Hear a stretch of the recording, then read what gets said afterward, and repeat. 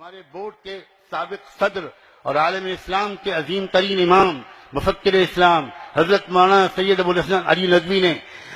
کلکتے کے ایک اجلاس میں، جس میں میں بھی شریک تھا، اس میں انہوں نے مسلمانوں سے، جس میں 5 لاکھ مسلمانوں کا مجمع تھا، اس میں انہوں نے مسلمانوں سے کہا تھا ہم حکومت سے کہیں گے، اور 1 بار کہیں گے، اور 2 بار کہیں گے، اور 3 بار کہیں گے، اور صاف صاف کہیں گے کہ آپ مسلم پسند اللہ کو ختم نہیں کر سکتے، آپ قانونی شریعت میں تبدیلی نہیں کر سکتے، آپ یکساں سول کوڈ کو نافذ نہیں کر سکتے۔ اس ملک کے آئین نے ہر قوم کو، ہر اقلیت کو حق دیا ہے کہ وہ جس مذہب پر چاہے، جس تہذیب پر چاہے عمل کرے، اس کو پروپیگیٹ کرے، آپ اس کو بدل نہیں سکتے۔ ہم حکومت سے کہیں گے اور بار بار کہیں گے، لیکن انہوں نے اس کے بعد کہا تھا مسلمانوں ہم حکومت سے کہیں گے 1 بار 2 بار 3 بار، لیکن ہم تم سے کہیں گے 10 بار، اور حکومت کے اگر ہم ہاتھ پکڑیں گے تو اے مسلمانوں ہم تمہارا گریبان پکڑیں گے۔ اس کے بعد جو کچھ انہوں نے کہا تھا، میں اپنے لفظوں میں اس کو آپ سے کہنا چاہتا ہوں، کون سا قانون ہے جو آپ کو اس پر مجبور کرتا ہے کہ آپ اپنے بچوں کو اعلیٰ تعلیم نہ دلوائیں؟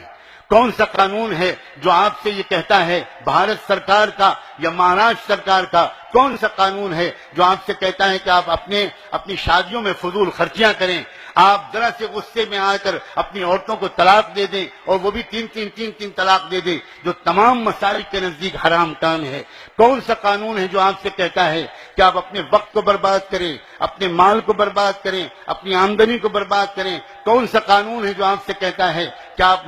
پان مسالہ کھائیں اور تمباکو کھائیں اور اپنی صحت کو خراب کریں؟ کون سا قانون ہے جو آپ سے کہتا ہے کہ آپ ضرور اپنے بیٹے کی شادی میں اپنی جس بہو کو آپ لے کر آ رہے ہیں اس کے ماں باپ کا خون چوس لیں، جہیز کا مطالبہ کریں؟ آپ خود شریعت کے قانون پر عمل نہیں کریں اور اس کے بعد آپ حکومت سے مطالبہ کریں کہ تم شریعت کے قانون پر عمل کرو، یہ 100% ناانصافی ہے،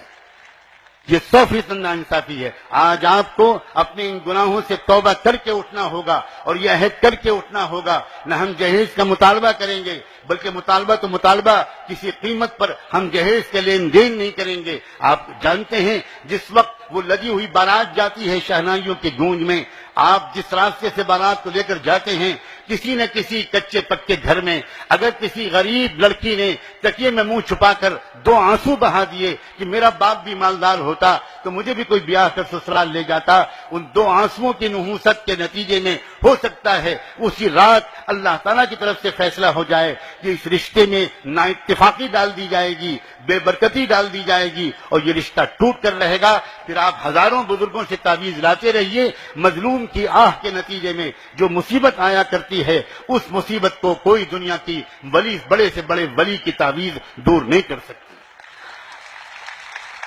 مسلم پسندہ بورڈ مسلمانوں سے صاف صاف کچھ بات کرنا چاہتا ہے، وہ صاف صاف کہتا ہے، یہی خصوصیت ہے مسلم پسندہ بورڈ کی۔ یاد رکھیے، حکومت کے خلاف باتیں کرنا زیادہ آسان کام ہے، نعرے لگوانا زیادہ آسان کام ہے، تالیاں بجوانا زیادہ آسان کام ہے، لیکن برسرعام اپنے سماج کی خرابیوں پر ٹوکنا یہ زیادہ مشکل کام ہے۔ آپ صرف مسجد میں مسلمان رہو اور باہر مسلمان نہ بنو، یہ نہیں چلے گا۔ اور میں صاف کہتا ہوں، اکثر مسلمان مسجد میں تو مسلمان ہوتے ہیں لیکن باہر مسلمان نظر نہیں آتے۔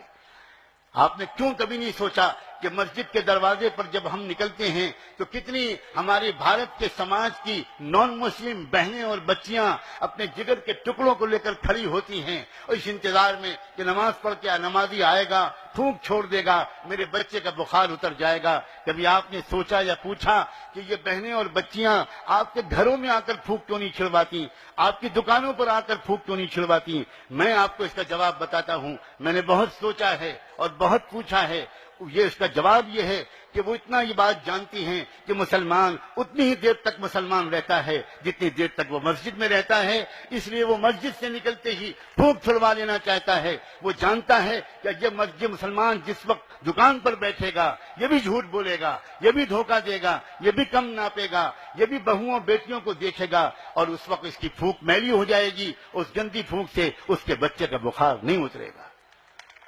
آل انڈیا مسلم پسندہ بورڈ کی پکار یہ ہے کہ تم اپنے پورے مسلمان بنو،